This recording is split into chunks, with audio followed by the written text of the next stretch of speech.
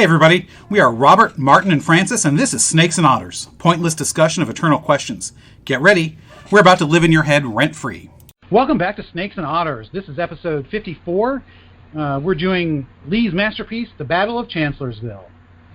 I'm Martin. And I'm Robert. And I'm Francis. All right, guys, before we dig in, Martin has got something very special for us, I think. Thank you, Robert. We have another listener email. This is very exciting. So Evan from Louisville writes, Robert, Martin, and Francis, thank you for the amazing podcast. I've been waiting for you all to join Apple Podcast. So just side note, yes, we're on Apple, Spotify, Stitcher, YouTube, all the platforms. This quarantine has given me time to listen to older podcasts and has given me a little light in this dark time every Friday when I can listen to a new episode. I am currently on the Thomas Aquinas episode. My hands-down favorite episodes have been Van Gogh, Robert captained that one, and the 1972 election. So that was one of our arguments there, I think. As a millennial, I've really enjoyed your take on the topics chosen. I've even started to try different bourbons and looking forward to trying more. I'm about to try an Elijah Craig small batch thanks to you guys. Thank you all again for the work you do and keep it up. Evan, that's some of the nicest things anybody's ever said to me, and I've been married for 26 years. Yeah, that was very nice. That is very nice. That's very, very nice. Yeah, that's great. That's great to know somebody's getting... Who'd have thought that's what he would... Because he's listened to quite a few of them, and those are the ones he picked. Interesting. I liked both of those episodes, but, I liked a lot of other episodes, too. The 72 election episode was fun. It really was fun. Yeah, that was our figuring out why George McGovern was such a bad candidate episode. It was. So. Well, and Aquinas, that was probably one of our best deep episodes that we've done. We got really, I still think that's one of our best philosophical episodes. So he picked two good ones. Oh yeah, but you can't not be. You can't not be with Aquinas. Well, that's true. Yeah, I mean it's Aquinas. I mean, come on. Yeah. So we are back to, before we get back to Battle of Chancellorsville, I just want to bring everybody up to speed on where we are. So, we are still in lockdown, so we are recording this via the internet using technology that everybody else is using, doing some online meeting software that's recording it.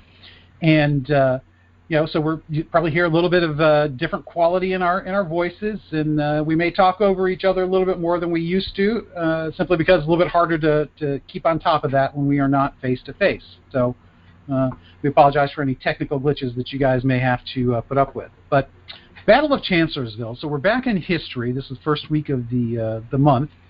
And last month, we did Fredericksburg. And basically that turned into Burnside was a bad general all the way around. And this month we're doing Chancellorsville, which is pretty much the next major battle. And this is literally, not just us calling it, this is, historians call this battle Lee's masterpiece. And it really is just an incredible tactical masterpiece, because on paper, this should have been the end of the war. This should have destroyed Lee's army. Hooker should have had an open road to Richmond. And Hooker somehow just didn't manage to do it. And we're going to talk about that. I think we're going to talk about some of the ramifications of Fredericksburg going into this, and then coming out of this battle leading into Gettysburg, because there's some major stuff that happens in this battle. Most notably, of course, the loss of Jackson to the army of Northern Virginia. So that's a quick setup. Anything you guys want to add to the setup there before we move on? Well, I think it's important to set up a little bit the transition from Burnside to Joe Hooker. Yep, was going to go there. Yep. And talk a little bit about Fightin' Joe. He didn't like that name. He did not. Made him sound like a highwayman or a bandit. But in reading up about Hooker and his background, you start to see these trends of these generals, much like Grant and Burnside and Sherman. He resigned his commission. He's a West Point guy, kind of a middling student at West Point. But he was one of these guys that kind of looked the part. He looked good in a uniform, blonde hair. But he resigned his commission in the 1850s, was in California trying to make it rich, just like Sherman. But just like all those other guys, at the start of the war, he was basically dead broke. He had to get somebody to give him some money just to get east to try to get a commission in the Army again. But he wasn't well thought of with Burnside. Burnside wanted to hang him. That's right. Burnside took the job to keep Hooker from getting the job, if I remember correctly. Yeah, that's right. And then when things went bad at Fredericksburg, Hooker just couldn't believe the orders that Burnside was giving out and threatened to basically mutiny or insubordination, and Burnside threatened to hang him.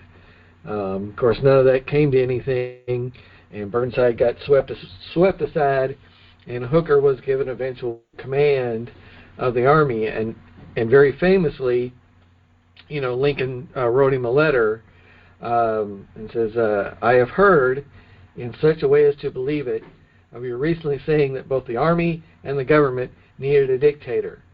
Of course, it was not for this, but in spite of it, that I have given you the command. Only those generals who gain success can set up dictators. What I ask now of you is military success, and I will risk the dictatorship. That's a great, pretty amazing. Great quote by Lincoln, or from Lincoln, because it shows how desperate he was to get somebody who could fight. And when you think about this, we are at this point, we're in the spring of 1863. This battle takes place early May, the first few days of May. So we are 2 full years into the war, a war that on paper should have been won in the first year. And yet here we are still struggling through it.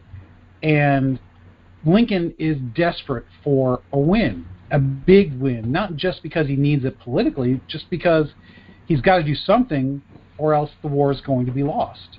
This year really is the pivotal year.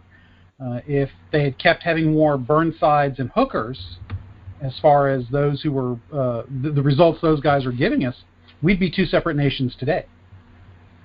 But luckily that did not happen. So, Hooker gets the job primarily because, I don't know who else to give it to at this point. Because, he's run through all the senior guys, and he's now kind of getting into the... although Hooker, he was not an unknown at this point. It's not like he was he was plucked out of nowhere. But he distinguished himself well at Antietam and other places. Right. So, it's not like he didn't have a resume, so to speak, going into this, but still, as many generals as Lincoln has been through, you have that feeling of we'll try him because it can't be any worse than what we've already done. And yet, with this battle, you could make the argument that, it's just as bad as everybody else, maybe even a little bit worse, just because at the end of the battle, this was the most bloody battle to date in the war. That's how bad it was. Granted, this is both sides, not just Union or Confederate.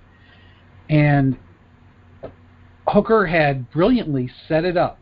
He had marched into Lee's rear. He was some 9 to 10 miles behind Lee's lines. And he thought Lee didn't know what was going on. He actually even said, I hope God has mercy on General Lee, for I will have none. That's how confident he was, which you want a general that has confidence, granted. And he really did maneuver the Army up to the battle very well, very brilliantly. Bordering on brilliantly, and because he crossed the Rappahannock, both above and below Lee's position, without real opposition. Right. And the idea was to a classic pincer movement and crush Lee between 2 forces. Right, because it's as usual, Lee is outnumbered about 2 to 1. And what makes it worse is that Longstreet in his First Corps is not even at this battle. they are off foraging for food because, Lee's army is perpetually on the brink of starvation. So that's 15,000 of his best fighters off foraging for food. Yeah, Lee is actually criticized obviously for that. One of his top generals. Yeah, so, because he's too far away. He can't get back. Yeah, he can't get back in time. They're all so strung it's not out. like he's not available at all. And so that makes what happens in this battle even more amazing, because Lee's success, especially up to this point, has been predicated on Jackson hammering the Union against Longstreet's immovable rock, and that is something that is just not available. But Jackson excels in what he does best, maneuvering and being bold, and that's what Lee does. He uses that to his advantage. He finds out that the Federals have moved to the crossroads at Chancellorsville, and in the face of that, any Union general would have retired towards Richmond had their positions been reversed. That's not what Lee does. He decides to split up his army in defiance of all common wisdom. You do not split your army in the face of a foe that has numerical superiority, especially one that is this large. So he does that, and he sends Stonewall on a ride around Hooker's army to attack Hooker's flank. And he does this at night, so this is all going on. The attack happens in the evening. The army is sitting down to dinner. They're hitting the flank by 30,000 screaming rebels, and they're just routed. And inexplicably, Hooker just basically, all he does is fall back from that point on. He's already given up the high ground. Porter Alexander moves his artillery into that open field that looks down upon the Union positions and just barrages the hell out of them. One of the first true artillery barrages in this war, and concentrated the way that he did it. And it's masterful all the way around. And so it's one of those things: is Lee that good, or is Hooker that bad? I think there's a little bit of both there. Lee's really that good in this battle. There's a little bit of luck involved here too. Yes, there's a great deal of luck involved. I know I was pretty harsh on Burnside. We all were last time. I'm less inclined to be so on Joe Hooker. He had all the advantages going in. He should have absolutely. This has been a textbook case. He did everything right, except he was against Robert E. Lee. There's been some talk, though. Hooker was actually wounded, sort of. A shell exploded against he was on a porch, and it exploded on the pole he was up against, and he got a concussion, they believe now. He refused treatment and refused to be relieved. And most of his decisions after that, historians have questioned whether or not he was in a real position, because his timidity, which he's often criticized for, in many respects begins there. This is when he starts to pull back. This is when he loses connections between parts of his army, because he's so concentrated. This shouldn't be tough. But it's complicated, as we all know. He's not. He's right. He's not quite that. He still retains a good portion of his army and his control.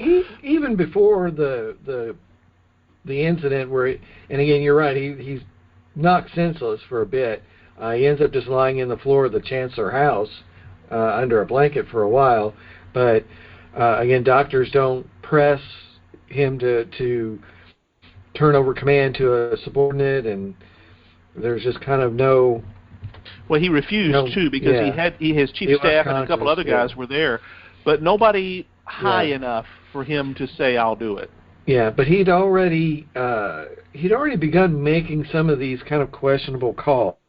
He'd already begun pulling out and pulling back into the wilderness. That's really the hard part of this. Is once you start pulling away from the positions he had established, you're pulling yourself back into the wilderness.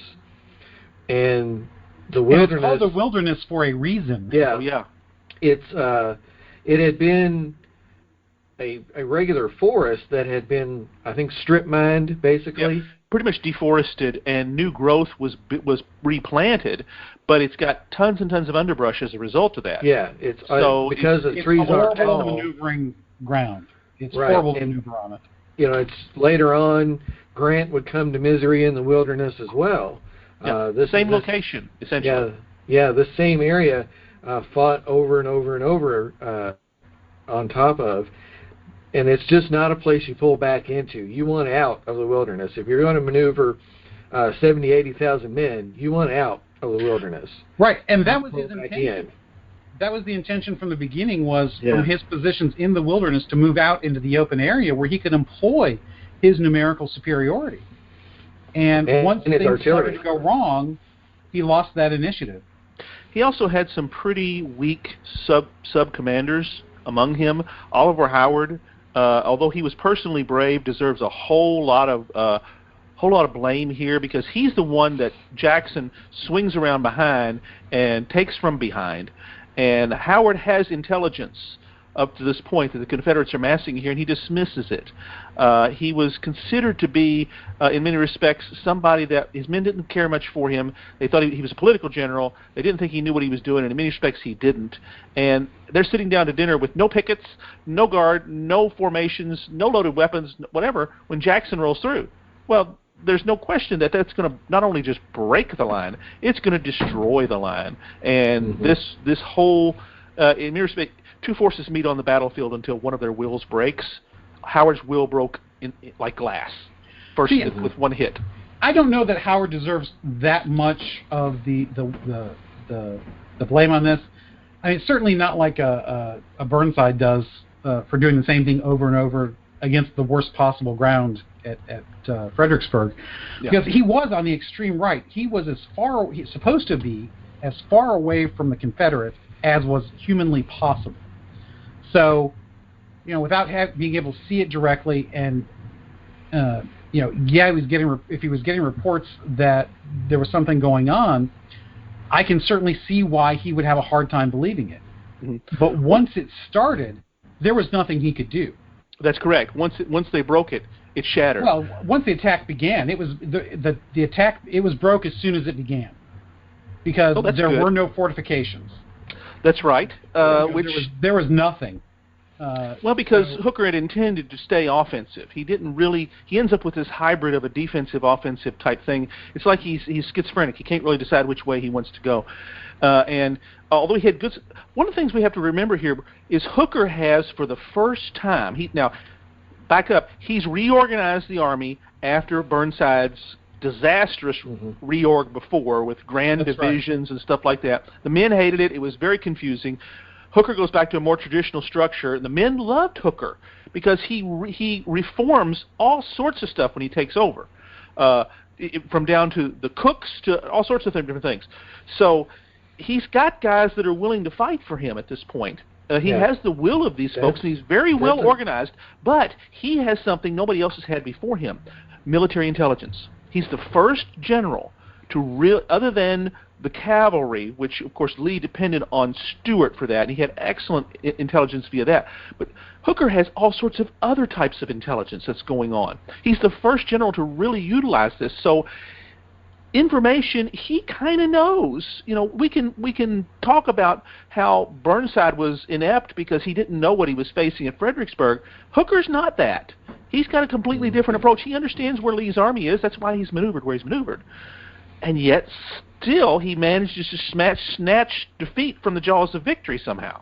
I've been waiting to use that. That's a very good point, Francis. You're absolutely right. Complete reform, down to division insignias and things like that the men loved. Made the cavalry a unified force. Under Slocum. Scattered units. Yeah, he had his own commander. The men believed in it. You're absolutely. They thought they had Lee by the tail here. They were up for it. But they did. That's the thing. They really did. Were up for it. Lee was where they expected him to be. It wasn't something that Lee was able to fool them like he'd done before. He's somewhere else. He was exactly where they expected him to be. What they didn't expect is for him to do something, Robert, as you said, completely against military convention. Who would expect you to take off a part of your force and then divide the remaining force in two pieces and attack in both directions? Because you've got, they're coming at you from three directions. You're going to go at them from three directions. Only because you've got somebody, and we'll segue into this pretty well, that's as bold and as capable as Stonewall Jackson is, and the men under him. I don't want to say it's all him, because he's got guys that really, whereas the Union officer corps commanders are weak at this point. Not all of them. There's some really good ones here that will distinguish themselves later, but there are some weak ones. Whereas that's not the case mostly with Lee's army, although we could probably, and we're getting a little ahead of ourselves, McClaw's deserves a bit of a smack because he almost loses everything late in the battle back at Fredericksburg, trying to hold back Slocum's huge numbers that is supposed to be the reserves coming to Hooker's salvation. He's supposed to be that other part of the pincer, and McClaw's just kind of sits there and lets Early and a few other folks take all the heat. Again, getting ahead of ourselves. So I think we've laid out, without going into the heavy details of the battle, I think we've done a good job of laying out, who Hooker was, what he's planned, and what Lee. We all know who Lee is. He's just probably one of the most brilliant military minds this country has ever produced. And I do say that this country because he came from the United States. That's correct. He was trained at West Point. He was brilliant. And he was second only to Sidney Albert Johnson, according to the men of the time. Johnson wouldn't take command of the Union Army, and neither would Lee. And, of course, Johnson was killed at Shiloh, which we should probably discuss at some time as well. But, Lee certainly proved himself to be worthy of command of an army. And I think one of the interesting things, the differences between the North and the South and how they prosecuted the war and their manpower, yes, Lee was outnumbered 2-1 almost all the time, sometimes more than that. But the organization of the armies were radically different. Lee had 2 corps going into this. He later had 3 after this because he had to split it up. He couldn't divide Jackson. He didn't have one person to step into Jackson's shoes. He had to come up with 2. Whereas the Federals had dozens of corps, much smaller corps, so you had a lot more generals who had a say in things that went on. And I think this is key to how the war was prosecuted. And partially that's because they didn't know who could step forward. The South, whether by luck or skill, from having just a few top-level commanders, they very quickly came up with the right guys in the right place because they didn't have, 60 guys that they could go through to choose. They only had a handful. And their guys were, for the most part, in professional positions. They weren't off trying to make money on the railroads. They weren't losing money in dry goods stores and things like that. They were readily available in the South at the beginning of the war. And, maybe that has something to do with it. But I think the organization of the 2 armies really does factor into how badly they got their butts kicked time after time. There's too many cooks, too many chefs in the kitchen, not enough guys, cutting up the vegetables and the meat and serving the food, so to speak, to mix our metaphors here. And I think that has a lot to do with it. Oh, you're absolutely right. And this is one of the things we talked about a little bit with Burnside's. The Union Army up to this point, and we see that here, has a tendency to bring together the corps commanders during the battle, on the eve of battle, or whatever, and they take votes on what should be done. Yeah. That happens here. When Hooker wants to leave, wants to retreat, he brings in his corps commanders. They outnumber his vote significantly of wanting to stay and fight. He overrules them, and they retreat, which is absolutely outrageous. You see, Lee doesn't work that way. He's got 2 guys he trusts. They trust him. In this case, Longstreet's not even there. So Lee, and this, the famous painting that's been done, it's the last time that these 2 men met because of Jackson's death. They have a powwow with just 2 of them beforehand, and they know what to do. It's very easy. You don't have to worry about lots. Too many cooks spoil the souffle, I believe has been said. And I'll steal from Margaret Thatcher. Consensus is the absence of leadership. That's something that really that was a fatal flaw in the officer corps mentality in the Union. Something that Grant would correct, as we've talked about, is he'll consult, but he's not voting. Well, and we're pretty much going to recognizes this. That's right. That quote that Martin used. I'll risk the dictatorship if you'll win me the battle. That's right.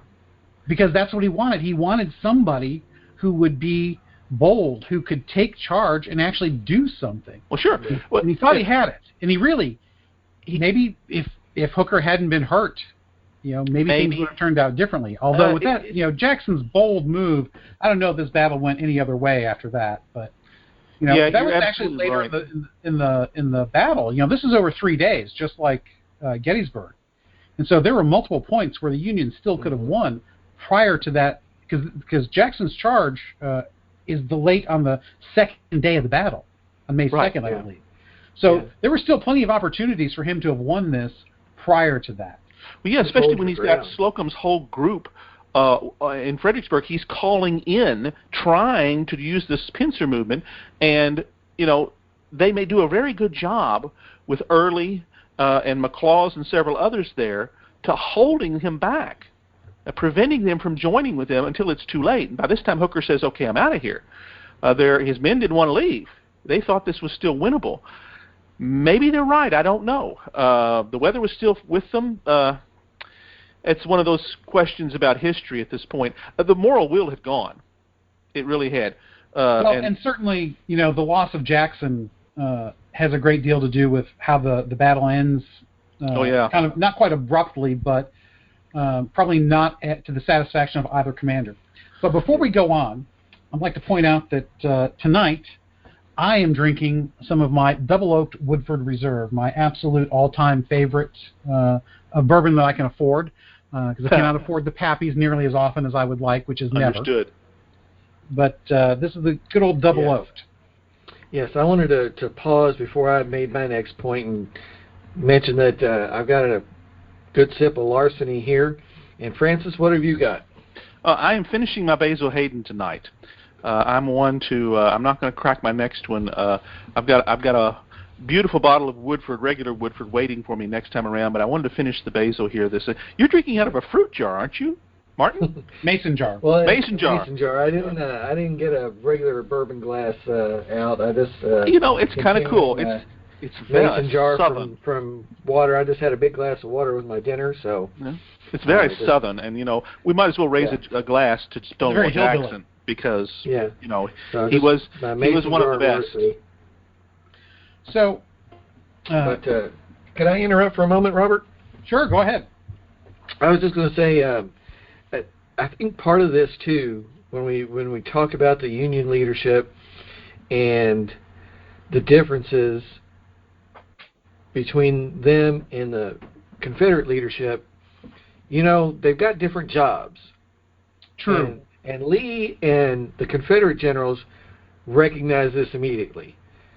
They didn't have a job where they needed to, invade and conquer the North. Their job is just to make the war painful enough that a political solution comes along. True. The Union job is much more difficult, and it takes, again, I think it takes all the way to Grant before they realize this, that the job is not just drive Lee off or get to Richmond. The job is to break the will of the South. Oh, you're absolutely right. They don't get that yet. I think that none of them really grasp this, and I think that contributes to this serious failure of leadership, really all the way through Ambrose, Burnside, Joe Hooker, all of these subordinate commanders. They just really didn't get that until Grant comes east. I don't think Lincoln got it either. I think Lincoln did. Mm-hmm. Because he was looking for. Now, granted, I think that in the end, it almost had to be a long, drawn-out war, but he was looking for that defeat of the military, because if you could defeat the Army of Northern Virginia, think about what it would have done to morale of the southern states if your capital is occupied. If Virginia was the preeminent state in the entire country up until the Civil War, so it holds a huge place in the minds and hearts of everybody, especially in the South. Otherwise, why did they even move the capital to Richmond? it was better off in Alabama in Montgomery, because it's 90 miles from Washington, D.C. You don't place your capital 90 miles away from your foe's capital. That's just ridiculous. Yeah, so, if you have a choice, you don't do that. Right, and they had a choice, but they did it anyways. So Virginia and Richmond are extremely important. If they could take Richmond, I think this really does deal a psychological blow to the South, because that's where the bulk of, at least early on, the bulk of the military is focused. Now, as the war goes on, more departments, more satellite armies are raised in place throughout the South. But if you could take Virginia and South Carolina, because that's the hotbed of rebellion, that's where everything starts all the time. That's where a lot of the rebellion with the Revolutionary War started. That's where it starts here. But if you could knock out one of those two, and if you knock out the first, you stand a much better chance of knocking out the second. You will deal a major blow. Now, maybe that's not enough early on because the South is still large, but that's the thinking, I think. So I think Lincoln does see that, and he sees what needs to be done. He just can't convince anybody else of it until maybe that comes east. That's it, because I don't think one of the things that you learn about high level of command, you want somebody, an A player demands autonomy. I want to do it my way. If you're either I'm in command or you are, but it's not both of us. And Lincoln recognizes this. He has to have a commander who is in command. None of his commanders up to this point understood Lincoln's strategy on this, apparently. I think they did it in a tactical manner, because they know, let's take Richmond, but which was what which what Burnside was trying to do, which is what Hooker was trying to do. Pope before him too. Was trying to do it. Exactly, the Peninsula Campaign. So they're trying to do that, but that's not really what we're after. We're really after destroying Lee, but we don't know that yet. If you don't destroy Lee, you can't get to Richmond anyway. Exactly. Oddly enough, I think McClellan. Sorry, I think oddly enough, McClellan came closest to understanding what Lincoln wanted. It's just that he couldn't execute because he always thought he was outnumbered 2-1. He outnumbered them 2-1. Right. It was 4 times difference. And if he had realized how much of an advantage he had, the war might have been over in that first year. Well, if he brought it all to bear, Hooker tried, because he had a 2-1 advantage here and knew it, and he didn't pull back. He really did try, and like we've said, on paper it should have been perfect, but it was against Robert E. Lee. If you'd had Hooker in charge of the Peninsula Campaign instead of McClellan, maybe that turns out differently. That's a very good idea. Yes. Until Seven Pines. I think it's Seven Pines, Lee's not in charge of the full army of the Northern Virginia. He's an advisor in Richmond. He's thrown in. True. He takes command later. So what do you have to say there, Martin? I think you maybe are on to something, because we're exploring this question a little bit of, well, what really happened to Joe Hooker? Was it this concussion, or why exactly did he suddenly go from fighting Joe to timid Joe? And even starting to pull his people back into the wilderness even before he was injured. And I think you're on to something in that there's a timeline here that's important. Early on in the war, I think you're right. Hooker would have behaved differently. But he was at Fredericksburg. And following on to Fredericksburg and seeing the mess there, I think that got to him. And it was easy to talk tough and talk brave before Lee shows up. But once he got there, I think Hooker feared destroying the army to the scale that Burnside almost did.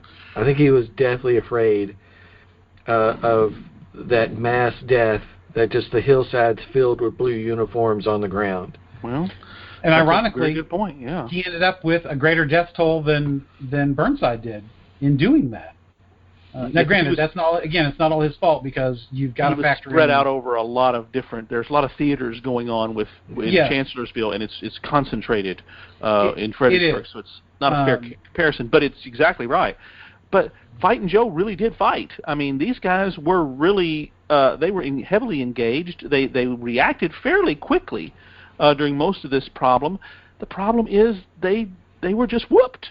They were Lee out-generaled them. He was where they weren't expecting him to be in full force, and with you're the right guy in with charge. the right guys there, and maybe it's because these. I still think the Corps commanders under Hooker deserve a lot of blame. Howard's just kind of my whipping boy on that, but there are others that didn't perform as well as they could. Now, that's not to say they weren't, because John Fulton Reynolds is one of the greatest generals that ever wore the blue uniform, and he distinguishes himself very, very well here.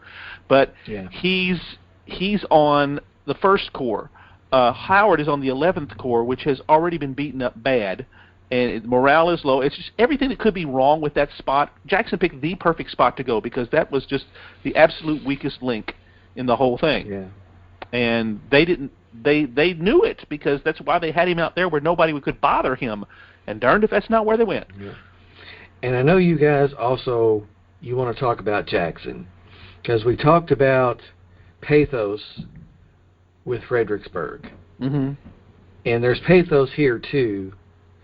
Rather than on thousands of men dying beneath Marie's Heights, it's just the pathos of this one man. Right. This very complex, some a tyrant, some say a genius, Some say a little crazy. A little crazy.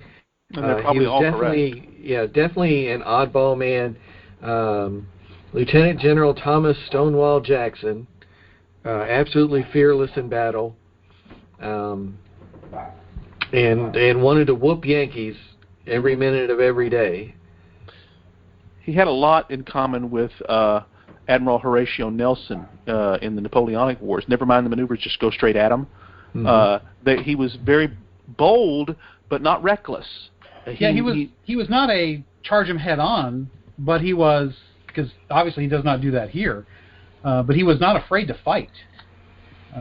None of Lee's top generals, I say none, but really there's only two, Longstreet and Jackson, were afraid to fight. They had different styles, but they were perfectly complementary too. Mm-hmm. That's one of the things that any other two generals under Lee would have been a disaster for the Confederacy. And when it starts to go wrong is when he loses both men. Mm-hmm. When he loses Jackson, that's why, honestly, I think there's a lot to, that's one of the reasons why he lost Gettysburg. Which we're going to cover that next month. Which we will cover next time. And we're going to really, because Gettysburg is so massive, how in the world can we possibly do it justice? So we're going to try and focus in on that one thing. What would happen if Jackson were there and the Army was not reorganized as it was? And what if it? We haven't done that in a while, and those are always some fun episodes. And, Gettysburg is one of our near and dear subjects because that is one of the best what-if battles. Mm-hmm. So many moments. There's so many turning points, Yeah, but you're right that the tragedy, the pathos here is really, it's something every school child has heard the story, at least in some fashion.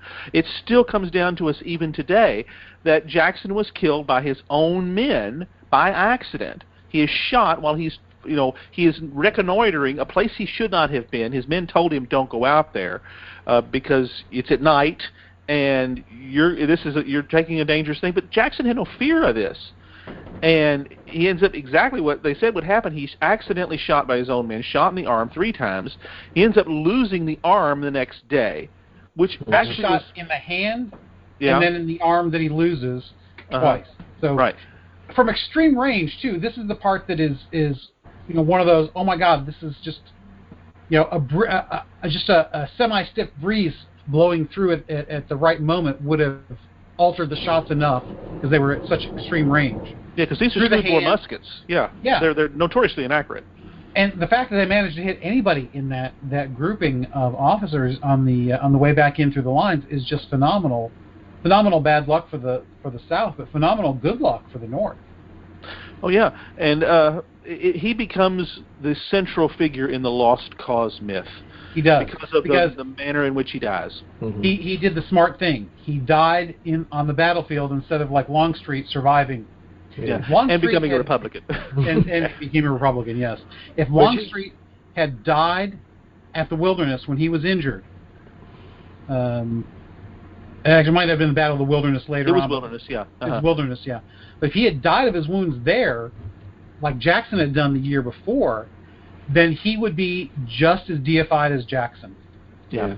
And they would see them, and many of those generals you would see paintings all over the South for 100 years after that of these sainted generals, Jackson preeminently, but many of the other, Lee and many of the others as well, as like the lost cause myth became it's the only way people could deal with defeat, psychologically speaking. Yeah. But then Jackson's story is one that lends itself so perfectly to this, because he's the wounded warrior who dies in his bed the next day of pneumonia. 8 days. 8 days, that's right, yeah. It's just he lingers long enough to leave some last words for everybody to mourn him. It would have been, as you say, he dies in battle, but he lingers around long enough for us to hear about it. They don't just find him. And this is the thing that makes, when we talk about Civil War stuff, it is such an odd thing, because again, we're the only country that puts up statues to the generals who lost in their own Civil War. Although granted, we are removing a lot of those from public places now. And granted, a lot of them went up as part of that lost cause effort many years after the battle. It was part of a way to rehabilitate the South from their own perspective. But somewhat of a reconciliation, too. Yeah, and it was. It turned out to be that way. Yeah, it wasn't intended that way, but it worked to that effect, that it allowed them to save some face. There's a romanticism, no matter the evil of the cause, and there is no doubt, splintering the Union and enforcing slavery was an evil cause. Absolutely. There's no way around that. Right.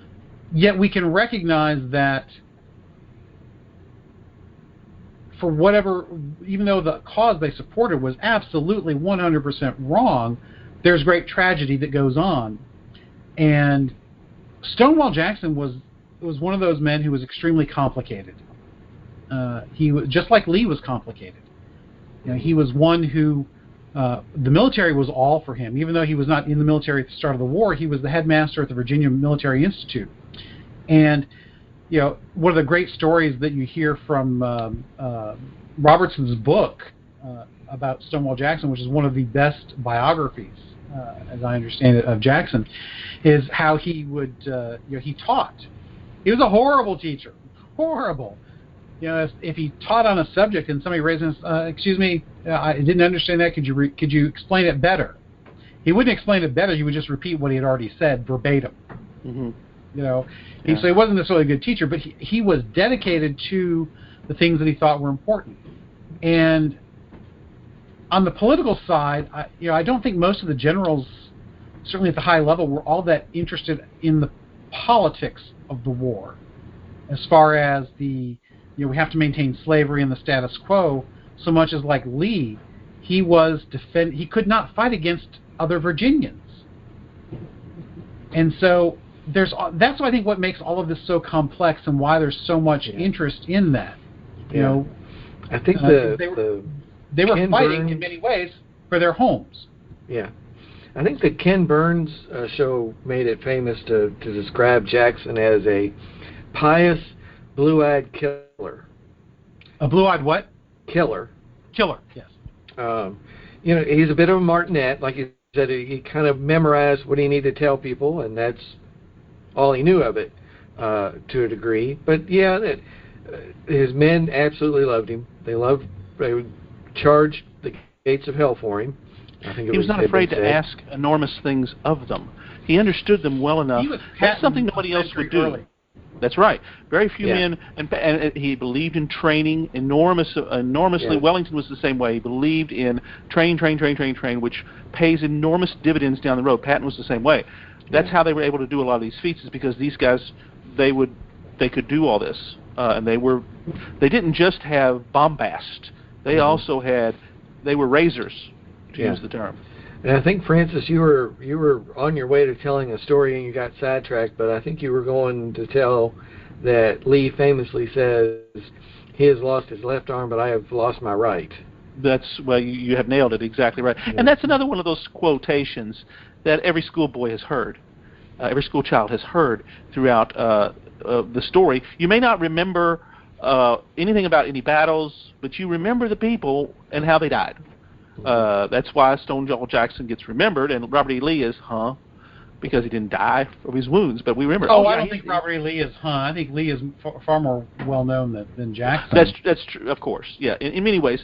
I think Longstreet is the because Longstreet up until the 20th century, because he became a Republican, because he saw that as a way to rather than work against the system, he wanted to work in it for the Southern cause, and he was about the only famous guy who did.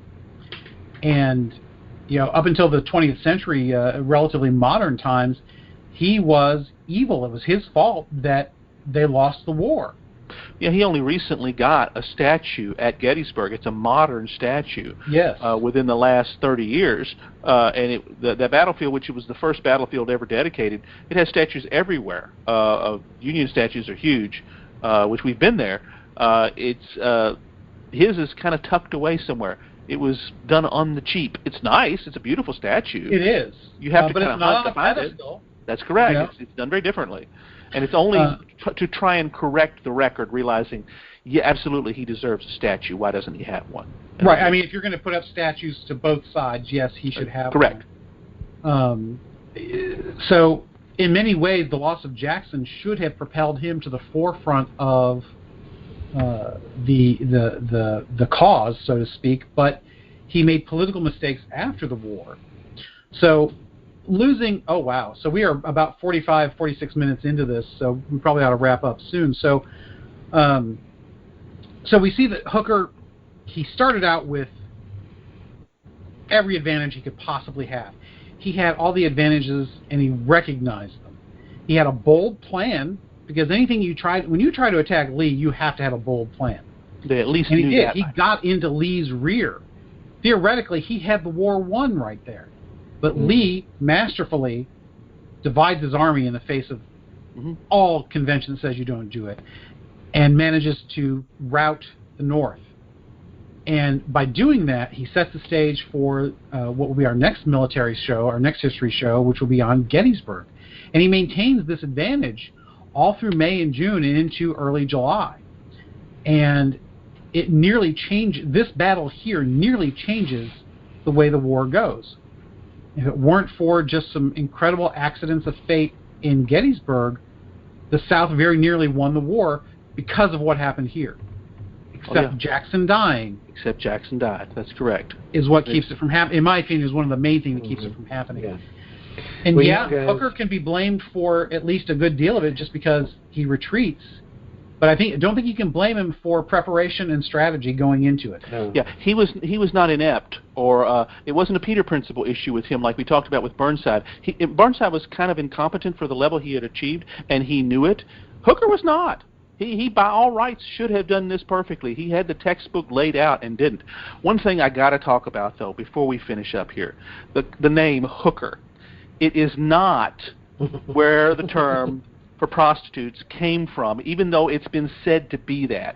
Apparently, the term hooker for prostitutes was used as early as 1845 in newspapers. However, for whatever reason, Hooker's name has forever been connected with the series of prostitutes, and it's an urban legend that his name gave rise to them. It didn't. However, he was a ladies' man. He was a smooth-talking son of a gun, and he had his cadre of women that he had for a long period of time.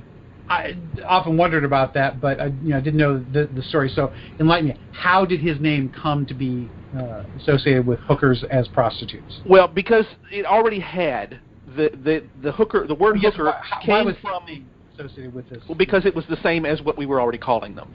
It just from that point forward, it just happenstance that people say, oh, well, it must be because Hooker was fairly famous at this time. Yeah. And he had a group of women that followed him, so they said, "Oh, well, that's where the name came from." Well, no, it's an urban legend. It was supposedly it took place in New York. There's an area of New York where prostitutes frequented. Yeah. That is called a hooker area. It's not the full term of it, and that's kind of where it started. And it was in 20 years before this. is where that term came up. And because his name was the same, it's just one of those coincidences of history that those two terms became linked, even though they should not have been. Well, there were a ton of camp followers for the Army of the Potomac. That's part of it, too. That's absolutely. Every army has them. It seems Fightin' Joe was pretty attached to them in many respects. So his personal reputation certainly did nothing to dissuade the connection. Unlike some, like for example, Leonidas Polk, the Episcopal bishop who fought in the West for the South, you would never have heard a connection with that because of his personal piety. But Fightin' Joe apparently had no such morals. So before we wrap this up, which we need to do, because we don't want to go to an hour like we've been going during this lockdown. But the American Civil War is one of those wars that I think is so fascinating, partially because we're still barely 140 years removed from it. It's still recent enough in American history that it has not been overshadowed by other major events in the country. And partially that's because we are 2 oceans away from anybody who's going to fight with us. Mm-hmm. And so it has that special, we don't have World War II battlefields in this country to overshadow them. And we did, unlike the English who had many civil wars, we didn't have that, they didn't have that romanticized version of the losers the way we do. And so the Civil War is so fascinating from that respect, but also so fascinating, I think, because of all of the, oh my gosh, if this just one thing had gone slightly differently. What is it about this war besides that is so fascinating? It's not just the lost cause, because in this day and age, lost cause is recognized as a myth. Most people fly the Confederate flag, don't fly it because they're racist and want to enslave black people. They see it as a Southern pride thing, rightly or wrongly. The meaning of the symbol for at least some people has changed, not necessarily for all people. So what is it about this war that makes us come back to it, makes us revisit it? Well, that is a very, very good... I think it's generational. I think it's because we are about 4 to 5 generations removed. That means it's outside of our current experience, and it's local. In other words, we had grandparents. It's the only one that it's either this or the Revolution that we're going to think about, because it's the only 2 that really happened here. War of 1812, outstanding, but who wants to talk about that? Except the Battle of New Orleans, there was nothing glorious about that war. Yeah, from the American perspective, and that's part of it. And I think it's our way of coming to terms with what happened. It is. It's because we realized, and this kind of goes to this universal theme we've been talking about a lot, the reason that this war is fascinating to us is, A, that it was prosecuted at all, that we were willing to do this, but so much greatness was displayed on both sides. And we find that dichotomy fascinating, that you can have an obviously right cause and a wrong cause still produce greatness from men doing, and it's mostly men, I don't mean to be sexist by that, doing things doing great deeds that everybody knows about. We don't see much of that. And the reason World War I and World War II don't rise to that level is they were over there. We remember them with great fondness, but this was here. And we can visit these places here. And for not whatever so much reason, there. Even though obviously the cause for slavery we recognize as a great evil, certainly on par with the evil of Adolf Hitler, for whatever reason, and maybe because maybe there is a little bit of racism involved in this that we're just now overcoming as a people, but I don't know, but we are, we don't recognize the greatness of Nazi generals or of Russian generals. The way we do. Correct. We don't hear because they're us. Generals. That's right. If we study those, we should. As a great general, yeah, but not as a great man. Yeah. Like people recognize somebody like a Jackson or a Lee or a Longstreet, whether rightly or wrongly. I'm just saying that they do. Well, there's truth to that. We should really figure out a way. Maybe it's because they're our own guys. Maybe that has more to do with it than anything else. I think that's probably they it. spoke English. Yeah, They because lived in there the were States. some really good, both German and military speaking. There were some really good German and Soviet generals. I mean, Zhukov is one of the greatest generals that ever fought anywhere. And if you want to go back to Napoleon, he was defeated by Kutuzov, who was never defeated at all. He was enormous Russision general, but he's Russian, so we don't know him. That's kind of a disservice to us. We know Wellington very well because he's British and he speaks the same language. You're right. It's a little bit of a snobbery on our part. There's a little racism, actually, on our part, because we'll only talk about the ones that are like us, and not. I don't know racism, if that's so much racism as just ethnic bias is a better word. Yeah. Because really, we're talking about all Caucasians. So. Right. Well, I don't think I want to try and take a stab at such a weighty question. Yeah, that's a hard one. Why are we, so enamored of the Civil War? But I do want to hit on something, though, that we talked about a little bit pre-show, in that I'm finding fascinating with these episodes. We've got 2 of them here complete. We're advertising them as about the battles, but we're using the battles as a setup, really to discuss the people. Yeah. Oh yeah, absolutely. And again, we've talked about this when we talked about history books and why it's fascinating. History is not dates and events. It's a record of human decision making. And when you talk something like Chancellorsville, that definition of history really comes to the fore, because it's all about those decisions. It's all about questioning Hooker and the decisions he's making, and admiring the decisions that Lee is making. Again, he's making the only decision he can. Again, he's got this defined singular objective of, all I've got to do is make this politically painful and we'll win. So when you're faced with long odds, the only thing you can do is take chances, and he does. And then examining all about Stonewall Jackson and this pathos of, he's a killer, he's pious, he's intriguing, he's all these things, and he dies in this, what's the right word, guys, quixotic manner. It's not bad. Yeah, tragic, certainly. Tragic, friendly fire, quick, oddball circumstance. So I just find that part of it so meaningful and fascinating for me when we do these episodes. And again, we're advertising them as, well, we're doing the battle of this or the battle of that, but really, it's personalities. We're talking about these figures of history that are so important, and that people need to understand and know about. The history is a thread. Where we are now is a result of where we've been. Right. Yeah, we're talking about the critical moments. We are the sum of all the decisions we have made prior to today. Mm-hmm. Which, at first listen, that sounds like you're saying, well, everything is fated to happen. It's like, no, that's not. That's exactly the opposite of what it means. We have made choices, and we're responsible for the outcome of those choices.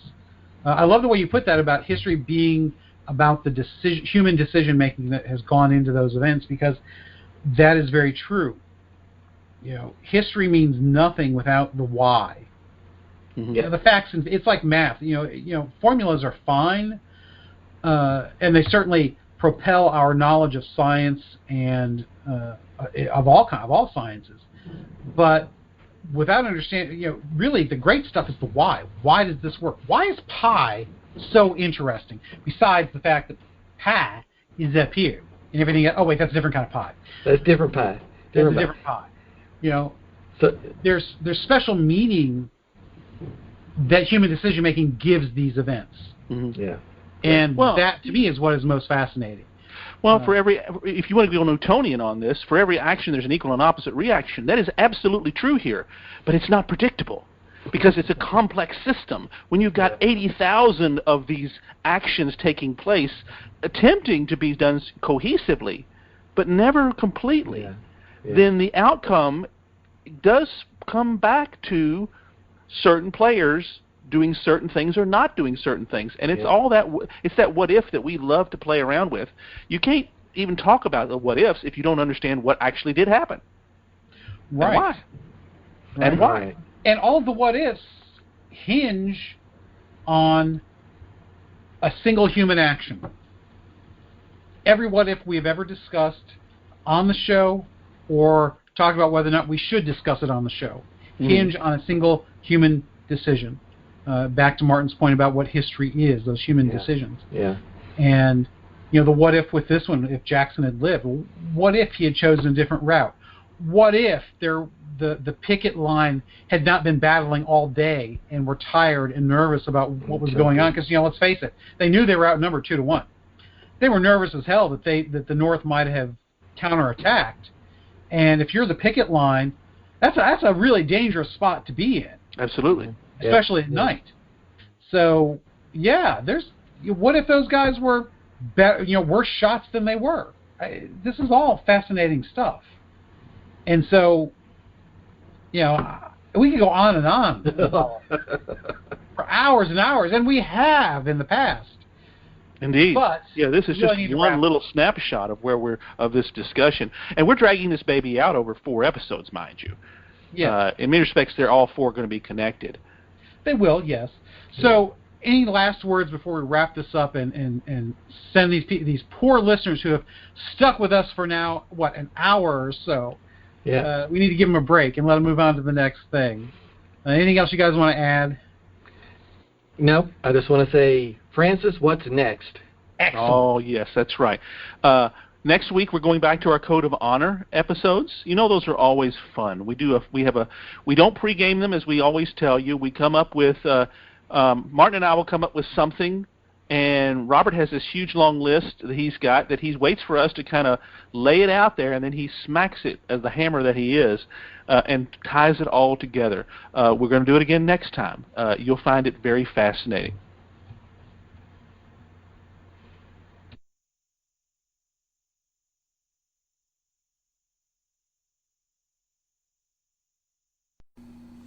Thanks for being with us here every week at Snakes and Otters, a pointless discussion of eternal questions. Be sure to spread the word on your social media accounts. Follow us and retweet us. We are on Instagram and on Twitter at Snakes and Otters. Let your friends know that they can find us on Podbean, Spotify, Stitcher, iHeartRadio, Apple Podcasts, and on YouTube.